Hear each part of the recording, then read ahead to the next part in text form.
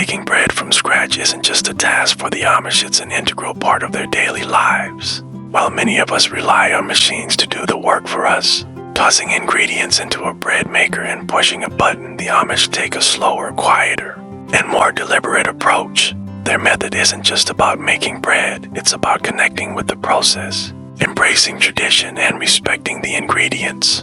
Everything they do, from gathering flour to the final bake, reflects a philosophy of patience, skill, and community. It all starts with sourcing ingredients, and here's where the Amish take things to another level.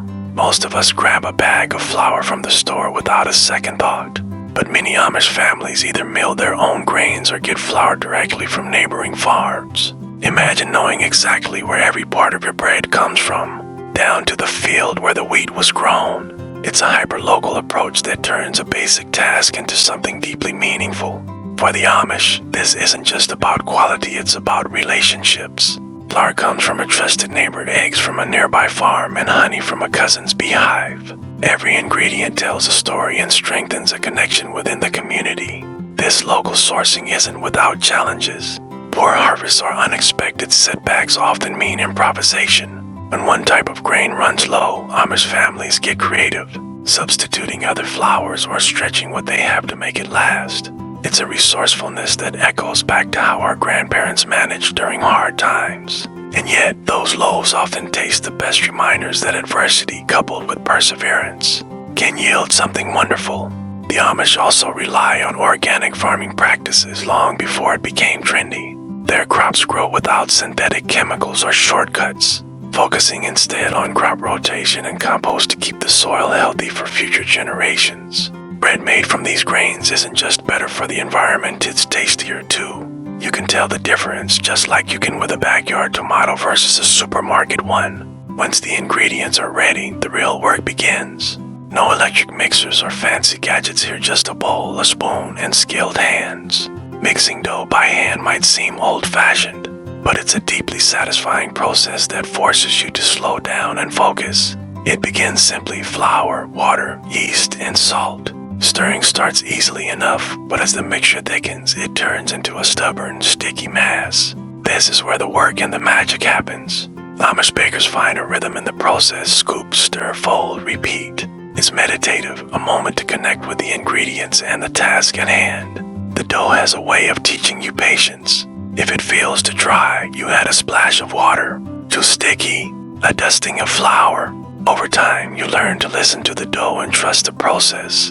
The Amish often say the dough will tell you what it needs if you pay attention. When I first tried mixing by hand, I got impatient and dumped everything into a stand mixer. The result? A flour explosion and a humbling lesson in respecting the process. I started over, this time taking my time to stir by hand, and felt a quiet sense of accomplishment as the dough began to come together. Once mixed, it's time for kneading, where the real work begins. Kneading dough is more than a technique, it's an exercise in persistence. At first, the dough is sticky and uncooperative, but as you press, stretch, and fold, it softens, becoming smooth and elastic. It's a workout for your arms, sure, but also therapy for your mind. The repetitive motion of kneading is soothing, almost meditative, and it forces you to stay present.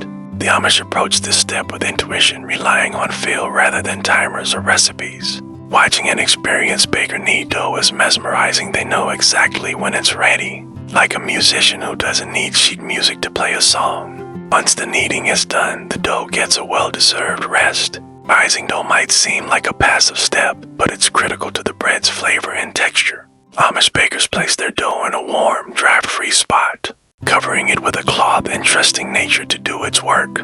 This is where patience comes into play. To cool and the dough won't rise, to warm and it might overexpand. When the conditions are just right, the dough transforms into a soft, airy mass that's ready to be shaped. Shaping the dough is where bread gets its personality. Everyday loaves are kept simple, rounds or loaves, but for special occasions. Amish bakers often create braided breads woven with intricate care. These shapes carry meaning, symbolizing unity and strength at gatherings like weddings or church events. Watching children join in to shape rolls or loaves is a reminder of how traditions are passed down. The loaves might come out uneven or lumpy, but that imperfection adds to their charm. Once shaped, it's time for baking the moment of truth. Many Amish families use wood-fired ovens, which bring their own challenges.